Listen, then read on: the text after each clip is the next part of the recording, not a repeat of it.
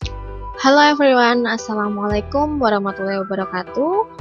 Oke, di skill 7 dan juga 8, kita akan membahas tentang penggunaan non-close connectors.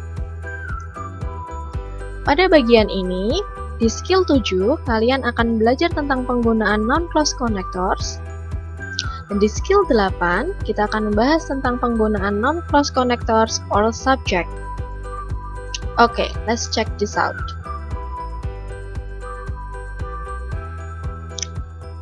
Okay, non-clause connector is a clause that functions as a noun, so it can be used as subject or object. Sehingga pada bagian ini bisa dikatakan bahwa noun clause adalah sebuah klausa yang berfungsi sebagai kata benda.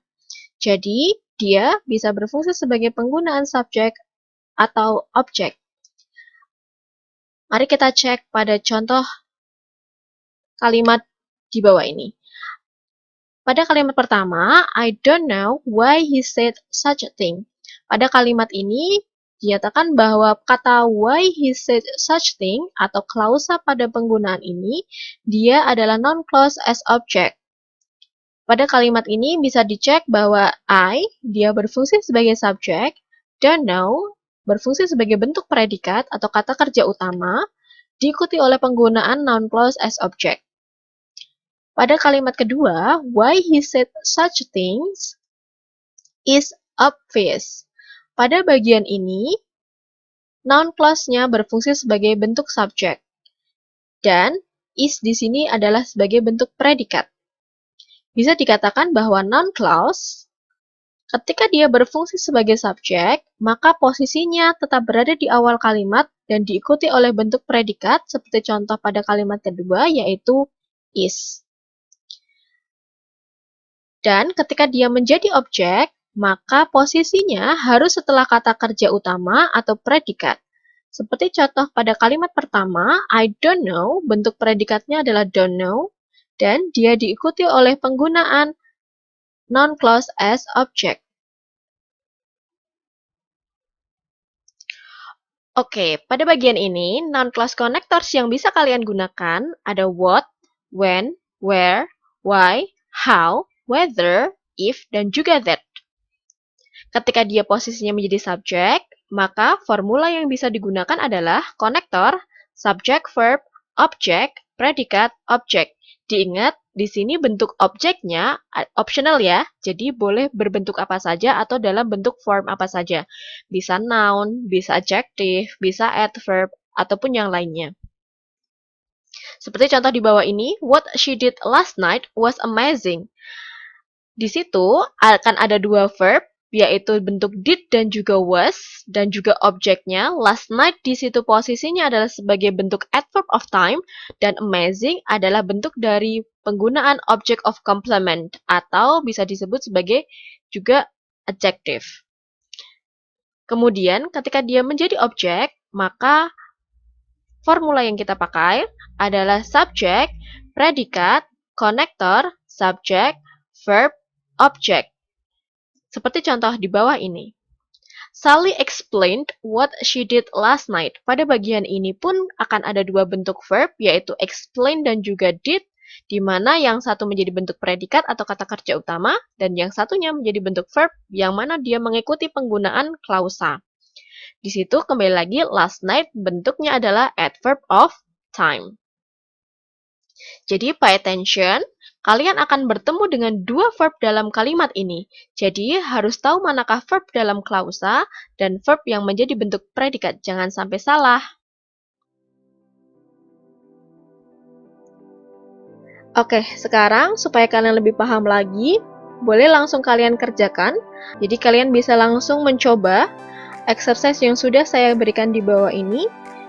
Kalian bisa mempause video ini supaya kalian bisa mengamati satu persatu soalnya. Saya akan memberikan contoh pada nomor 1 dan juga 2. Pada contoh kalimat pertama, it is unfortunate that the meal is not ready yet. Dalam kalimat ini, kata it di sini berfungsi sebagai subjek. Is, dia berfungsi sebagai bentuk predikat karena dia berfungsi menjadi kata kerja utama. And then kita ketemu dengan penggunaan kata that. fungsi that di sini menjadi bentuk konektor. Setelah itu, diikuti dengan penggunaan kata the male sebagai bentuk subjek setelah penggunaan konektor that, diikuti dengan is, dia berfungsi sebagai bentuk verb. Karena semuanya sudah sesuai, maka kalimat tersebut correct. Pada kalimat kedua, di sini kata she berfungsi sebagai subjek, told berfungsi sebagai bentuk predikat, and then diikuti dengan penggunaan kata when sebagai bentuk konektornya. Kemudian should pick her up, should pick di sini dia berfungsi sebagai bentuk verb. Kalau misal kalian lihat pada bentuk formula yang sebelumnya, bahwa setelah penggunaan konektor harus subjek, maka kalimat tersebut jelas incorrect karena tidak ada subjek setelah kata when. Seharusnya di sini ada subjeknya ya. Oke, seperti itu. Jadi, kalian bisa langsung lanjutkan untuk nomor 3 sampai nomor 7. Akan saya berikan waktu beberapa menit untuk kalian bisa menyelesaikannya sebelum kita memulai untuk sesi selanjutnya.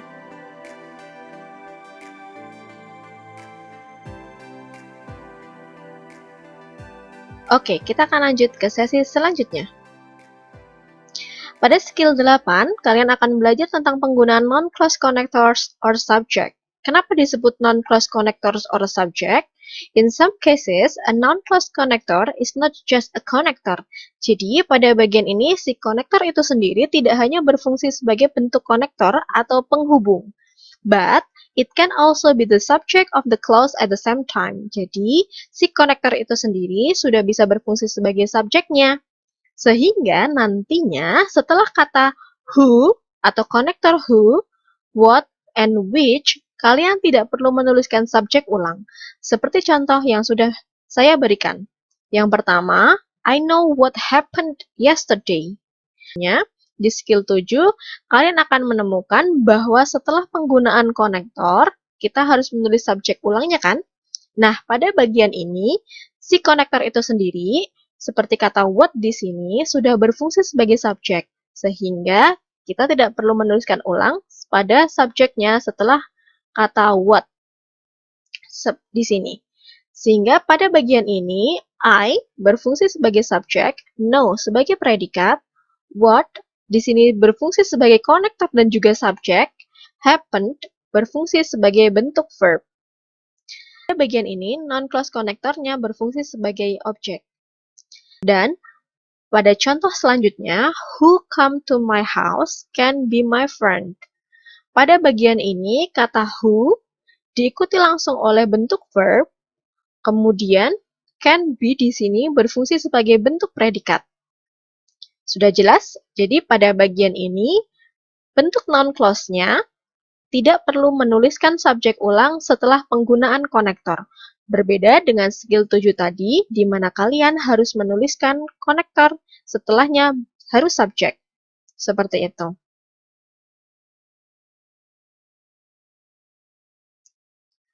Oke, mari kita pelajari ulang dan juga kita lanjutkan lagi bentuk-bentuk formula yang bisa kita bahas pada skill 8. Pada bagian ini, ketika dia berfungsi sebagai subjek, maka formula yang kita pakai adalah konektor, verb, object, predikat, and object. Seperti contoh di bawah ini. What happened last night is amazing. Pada bagian ini, subjeknya berawal dari penggunaan what happened last night. Ini berfungsi sebagai bentuk subjek, is adalah bentuk predikat, amazing adalah objek. Tapi diingat ya, bahwa pada bagian subjeknya, karena dia bentuknya noun clause, maka terdiri dari penggunaan konektor, happen langsung penggunaan verb seperti di atas, dan juga last night adalah objek. Objeknya di sini optional ya, jadi boleh ada, boleh enggak. Dan ketika dia menjadi bentuk objek, maka formula yang kita pakai adalah bentuk subjek, predikat, konektor, verb, object, seperti contoh di bawah ini. She told me what happened. Pada bagian ini, she berfungsi sebagai subjek, told berfungsi sebagai bentuk predikat, and then what happened berfungsi sebagai bentuk objek. Pada bagian what happened, karena kita tidak usah menuliskan subjek ulang, maka what di sini berfungsi sebagai bentuk konektor, happened langsung berfungsi sebagai bentuk objek. Seperti itu. Jadi pada bagian ini, perhatikan baik-baik, pay attention, bahwa kalian tidak perlu menuliskan subjek ulang setelah penggunaan konektor. Jadi, pay attention with the connector. Manakah konektor yang harus diikuti dengan subjek, dan manakah konektor yang tidak harus diikuti dengan subjek. Oke, langsung kita ke exercise. Supaya kalian lebih paham, saya akan mencontohkan nomor 1 dan juga 2. Pada bagian soal nomor 1, the teacher heard who answered the question. Pada bagian ini, the teacher berfungsi sebagai subjek ya. Heard berfungsi sebagai bentuk predikat. Who, dia adalah penggunaan konektor di mana si konektor ini tidak perlu menuliskan subjek ulang sehingga langsung bertemu dengan bentuk verb. Jadi, pada soal nomor 1, jawabannya correct. Pada soal nomor 2, I berfungsi sebagai subjek. Do not understand adalah predikat. What, di sini kata what tidak harus menuliskan subjek ulang, sehingga kata it di sini yang berfungsi sebagai subjek dan when sebagai bentuk verb menjadikan kalimat ini incorrect. Karena apa? Tadi setelah konektor tidak perlu menuliskan subjek ulang, ya kan? Sehingga kalian harus benar-benar memahami apakah kalimat tersebut memang harus menuliskan subjek ulang setelah konektor atau tidak. Seperti itu. Nantinya setelah video ini selesai, saya akan memberikan kunci jawaban untuk skill 8 dan juga skill 7 yang tadi ya. Tapi tetap kalian harus coba untuk mengerjakan nomor 3 sampai nomor 7.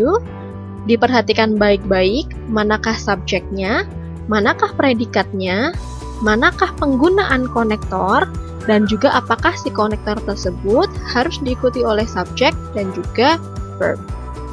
Setelah itu, kalian harus mengecek apakah kalimat tersebut memang sudah benar dengan menuliskan kata C, correct, dan juga salah dengan menuliskan kata I atau incorrect. Seperti itu. Jika ada yang perlu ditanyakan, boleh langsung ditanyakan. Terima kasih. Thank you for your attention.